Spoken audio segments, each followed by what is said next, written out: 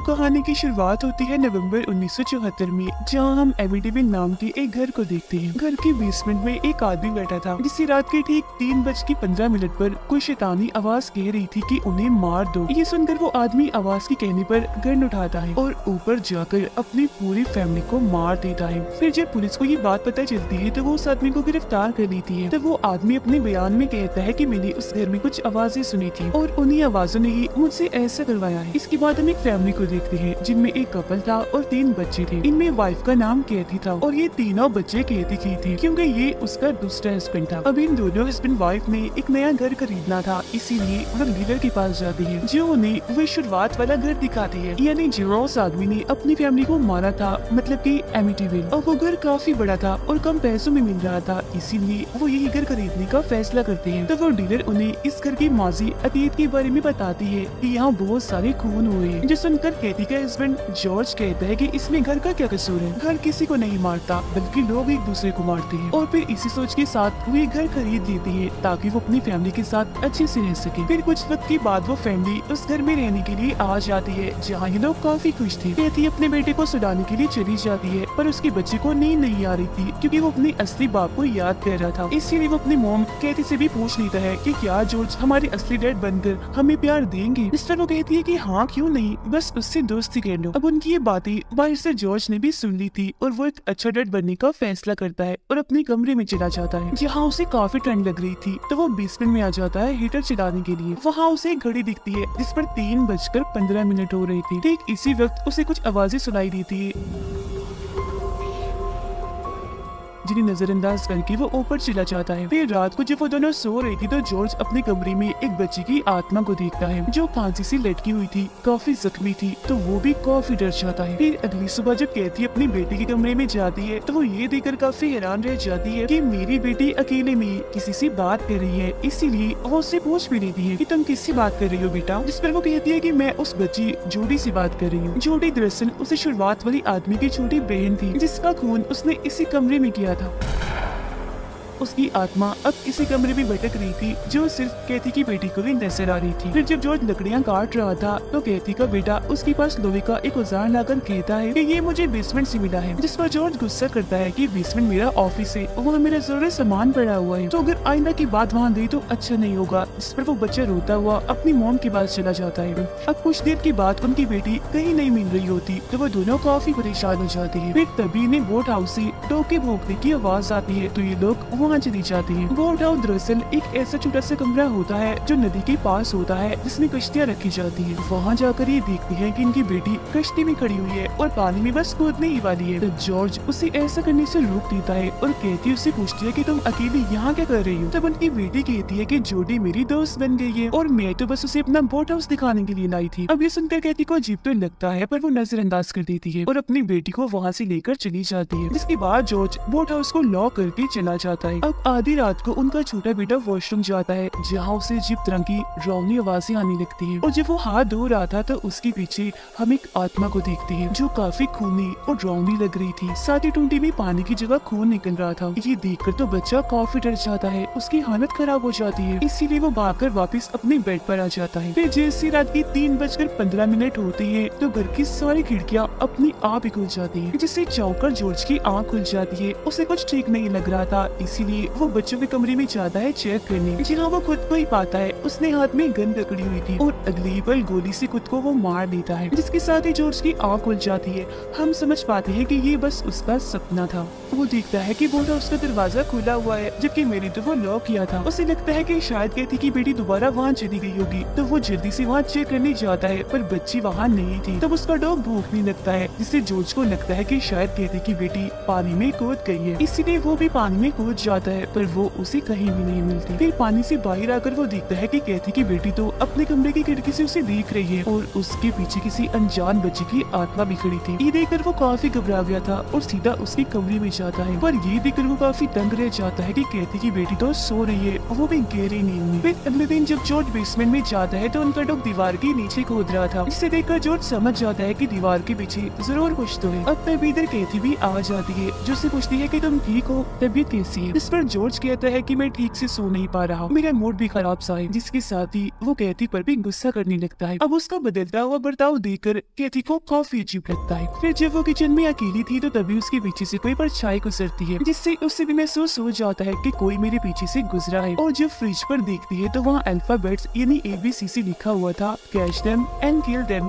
यानी उन्हें पकड़ो और मार डालो। अब ये देख उसे लगता है कि शायद ये जॉर्ज ने किया होगा, इसीलिए वो इस बारे में उससे पूछने जाती है। पर जब वो दोनों वापस आते हैं तो अल्फाबेट्स अपनी पहली वाली जगहों पर आ जाते हैं। इससे देख कैथी समझ जाती है कि जरूर ये मेरा वहम होगा। रात को वो दोनों बाहर खाने पर जाने वाले थे और बच्चों की देखभाल करने के लिए उन्होंने एक बेबी सीटर बुलाई थी, यानी बच्चों की नैनी जो उनका ख्याल रखेगी। वो बेबी सीटर बच्चों को काफी पसंद आती है। उसके आने के बाद कैथी उसे सारा घर दिखाने के लिए ले जाने वाली थी, पर वो मना कर देती है, ये कहती हुई कि मैंने पहले भी यहाँ बेबी सीटर का काम किया है। जो फैमिली पहले यहाँ रहती थी मैं उनके बच्चों की देखभाल करती थी। इसके बाद जॉर्ज और कैथी एक काफी अच्छे होटल में जाते हैं, जो एक साथ बहुत अच्छे वक्त गुजारते हैं। उधर बेबी सीटर कैथी की बेटी को इस घर के बारे में बता रही थी कि जो इस घर का मालिक था, यानी शुरुआत वाला आदमी जोड़ी का भाई, उससे इस घर में से आवाजें आती थी जो उसे उसकी फैमिली को मारने का कहती थी। पहले उसने अपने डॉग को मारा, जिसके बाद अपनी पूरी ही फैमिली को मार दिया, क्योंकि उसका मानना था कि वो सब शैतान है। ये बात बताने के बाद वो कैथी की बेटी के कमरे में जाती है और उन्हें बताती है कि ये कमरा जोड़ी नाम की एक बच्ची का था, जिसे उसके भाई शुरुआत वाले आदमी ने मार दिया, जहाँ बाद में फिर उसकी लाश अलमारी में से मिली थी। अब कैथी की बेटी उसे कहती है कि जोड़ी का कहना था कि तुम अच्छी नहीं थी, तुम एक गंदी बेबी सीटर थी। इस पर बेबी सीटर कहती है कि वो तो मर चुकी है, फिर वो ऐसा कैसे कह सकती है, जिस पर वो बच्ची कोई जवाब नहीं देती। अब कैथी का बेटा उसे चैलेंज देता है उस अलमारी में जाने का, और जैसे बेबी सीटर उस अलमारी में जाती है तो जोड़ी की आत्मा उसे डरा देती है। जो जख्मी थी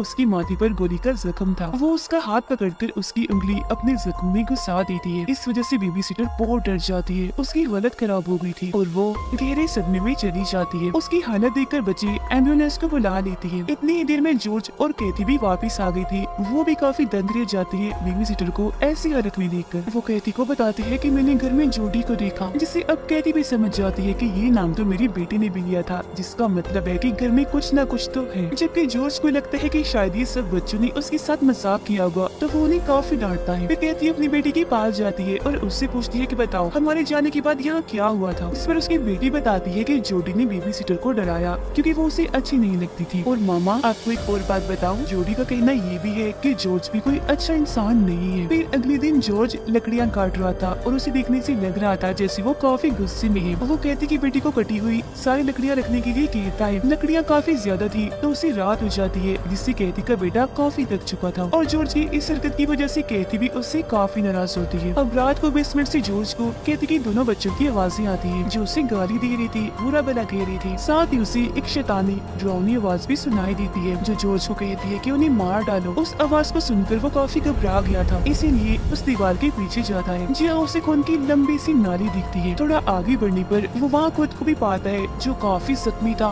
खून में लथपथ। ये देख चौंक कर जॉर्ज नींद से जाग जाता है और हम समझ पाते हैं कि ये बस उसका बुरा सपना था। जिसके बाद वो वॉशरूम में चला जाता है नहाने के लिए। बाथ टब में जब वो नहा रहा था तो पानी के अंदर से एक आत्मा उसे दबोने की कोशिश करती है। वो काफी डर चुका था, हाथ पाँव मारता है, जहाँ तभी आकर कैथी उसकी जान बचाती है और फिर अगले ही दिन उसे डॉक्टर के पास ले जाती है चेकअप करवाने। डॉक्टर उसके कुछ टेस्ट करवाता है जिनकी रिपोर्ट्स बिल्कुल नॉर्मल थी, जिसका मतलब था कि जॉर्ज को कुछ नहीं है। फिर भी अगर वो चाहे तो किसी बड़े दिमाग के डॉक्टर को चेक करवा सकती है। फिर जब ये दोनों घर पहुँचते हैं तो ये देखकर काफी चौंक जाते हैं कि घर की छत पर उनकी बेटी खड़ी है और ऊपर से चलती हुई नदी की तरफ बढ़ रही है। उसे देखकर दोनों काफी घबरा गई थी, फौरन उसे बचाने के लिए चली जाती है। कैथी उससे पूछती है कि तुम यहाँ क्या कर रही हो और आगे कहाँ जा रही हो। इस पर उसकी बेटी जवाब देती है कि मुझे जोड़ी ने कहा है कि अगर मैं उसके साथ जाऊंगी तो वो मुझे मेरे डैड से मिलवा देगी। इतना कहते ही वो कूद जाती है, पर जॉर्ज उसे पकड़ लेता है पानी में गिरने से पहले ही, जिससे उसकी जान बच जाती है। अब इस वजह से कैथी अपनी बेटी पर काफी गुस्सा करती है। जॉर्ज को उनकी हरकतें काफी अजीब लगती है। वो उन सबको पागल कहकर अपना सामान लेता है और बेसमेंट में रहने के लिए चला जाता है। जिसके बाद कैथी एक फादर के पास जाती है और उन्हें बताती है कि मेरे घर में कोई बुरी शक्ति है, इसलिए सब कुछ अजीबो करीब हो रहा है और इस वजह से मेरा घर टूट रहा है। ये सुनकर फादर परेशान हो जाते हैं। कहती है कि एक साल पहले बिल्कुल ऐसा ये केस मेरे पास आया था। कैथी कहती है कि क्या ये केस उसी आदमी का था जिसने अपनी पूरी फैमिली को मार दिया था, जिसमें जोड़ी नाम की बच्ची भी थी। इस पर फादर कहते हैं कि हाँ, पर ये सब तुम कैसे जानती हो। कैथी जवाब देती है क्योंकि अभी हम उन्हीं के घर में ही रह रही है, यानी एमिटीविल में। घर में जॉर्ज का बर्ताव काफी अजीब हो गया था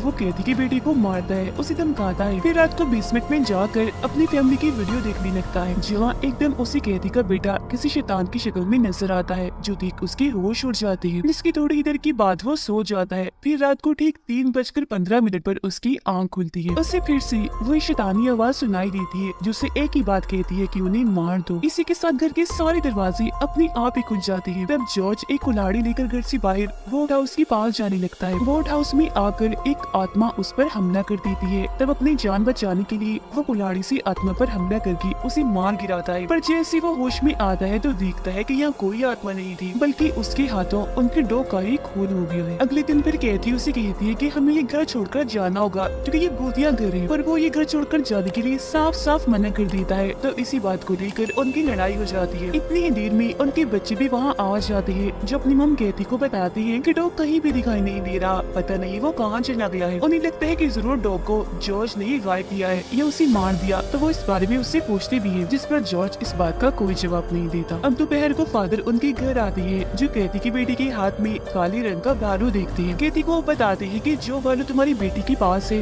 वो जोड़ी का था, लेकिन हैरत, उस भालू को तो जोड़ी के साथ ही ताबूत में दफन कर दिया था। तो अब वो ताबूत से बाहर तुम्हारी बेटी के पास कैसे आया? जो कहने के बाद फादर घर के अंदर जाकर हर जगह होली वाटर डालते हैं, यानी शैतान भूतों को भगाने वाला पानी। लेकिन जैसे पानी वहाँ गिरता है अचानक ही गायब हो जाता है और अगले ही पल मक्खियों का बड़ा सा झुंड फादर पर हमला कर देता है। एक शैतानी आवाज उन्हें भी सुनाई देती है, जो उन्हें यहाँ से भागने का कहती है। तो फादर ऐसे ही करते हैं, जल्दी से यहाँ से भाग जाते हैं। रात को एक बार फिर जॉर्ज की नींद खुल जाती है, जहाँ वो शैतानी आवाज दोबारा से उसे कहती है कि सबको मार दो, यानी अपनी फैमिली को। अब ये आवाजें काफी डरावनी थी जो उसके दिमाग में गूंज रही थी, इसीलिए वो काफी तकलीफ में था। वो बाहर आकर वही लेट जाता है ताकि आवाजें आना बंद हो जाए। अब उसकी ये हालत कैथी ने भी देख ली थी, इसीलिए वो अगले दिन लाइब्रेरी जाती है और इस घर के बारे में सारी जानकारी वाली अखबार पढ़ने लगती है, जिससे उसे पता चलता है कि शुरुआत वाले आदमी इन्हीं जोड़ी के भाई को अपनी फैमिली शैतान लगती थी, इसीलिए 28 दिन बाद उसने अपनी फैमिली को मार डाला था। अब इसी अखबार में वो एक किताब का प्रिंट छपा हुआ देखती है, जिस पर एक जादूगर का नाम लिखा हुआ था। जिसके बाद वो इस किताब को ढूंढकर पढ़ने लगती है। उसमें लिखा था कि वो जादूगर काफी बुरा और जालिम था और उसने ये घर 1671 में बनवाया था, जहाँ वो लोगों पर अलग अलग तरह की शैतानी जादू करता था, जिसके बाद बुरी तरह उन पर जुल्म करके उन्हें मारकर शैतान को सेक्रीफाइस कर देता था, यानी उनकी बलि शैतान को चढ़ा देता था। फिर एक दिन उस जादूगर ने अपनी ही बलि चढ़ा दी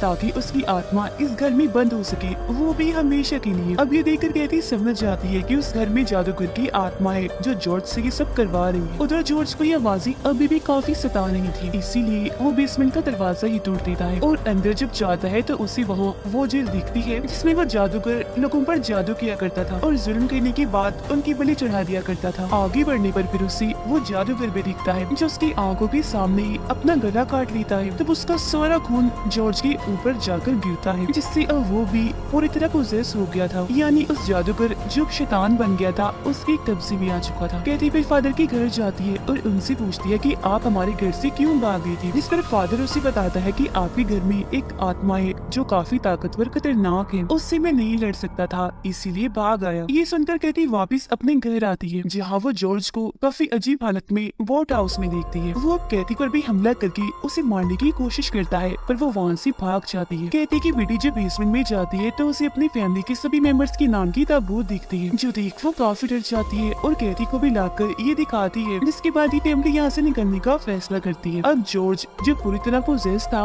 गन लेकर अपनी फैमिली को ढूंढने लगता है, जबकि जादूगर की आत्मा उसकी मदद करती है। घर की सारी खिड़कियां दरवाजे वो बंद कर देता है ताकि वो लोग यहाँ से भाग ना पाए। वो सब खिड़की तोड़कर घर की छत पर जाने लगती है, जहाँ जॉर्ज भी उनका पीछा करने लगता है। तभी कैथी का बेटा जॉर्ज को एक रॉड से मारता है, जिससे वो नीचे जाकर गिरता है। फौरन ही बेहोश हो गया था। ये देखकर वो लोग नीचे आते हैं और वहाँ से भागने की कोशिश करने लगते हैं, पर तभी जॉर्ज दोबारा से उठ जाता है। एक कुल्हाड़ी लेकर उसे कैथी के अंदर घुसा देता है, तो वो किस तरह गन उठाकर उसे जॉर्ज पर वार करती है, जिससे वो बेहोश हो जाता है। जिसके बाद ये लोग जॉर्ज को बांधकर कश्ती में रख देते हैं और ये फैमिली यहाँ से निकल जाती है। अब जॉर्ज को भी कुछ ही देर की बाद होश आ गई थी। वो कैथी को कहता है कि रुकना नहीं, जितनी जल्दी हो सके यहाँ से निकलो। जिसके बाद स्क्रीन पर लिखा हुआ आता है कि उस फैमिली को यहाँ 28 दिन हो गए थे। उन्होंने फिर ये घर एमिटीविल छोड़ दिया और दोबारा यहाँ कभी वापस नहीं आए। फिर हम जोडी की आत्मा को देखते हैं जिसे अचानक जादूगर की आत्मा खींचकर बेसमेंट में ले जाती है। साथ ही उस घर का सारा सामान भी नॉर्मल होकर अपनी पहली वाली असली हालत में आ जाता है, जिसका मतलब था कि अब इसके बाद भी कोई फैमिली यहाँ आएगी और इस जादूगर का शिकार बन जाएगी। फिर उनके मरने के बाद कोई और फैमिली आएगी और ये सिलसिला ऐसे ही चलता रहेगा। सबको वो जादूगर मार कर अपना शिकार बना लेगा और शैतान को बलि देता रहेगा। असल में वो खुद शैतान बन गया था और उसका साया ही इस घर में था, क्योंकि वो शैतान की पूजा करता था और लोगों की बलि दिया करता था। फिर एक दिन उसने अपनी ही बलि दे दी ताकि वो हमेशा साया बनकर इस घर में रह सके। वो घर के मर्दों को पोजेस करके उनसे उनकी फैमिलीज को मरवाता था और ऐसा करके अब उसे खुद भी ताकत मिल रही थी। वो यहाँ अपना राज बनाना चाहता था और इसी के साथ ये सच्ची कहानी इधर ही खत्म हो जाती है।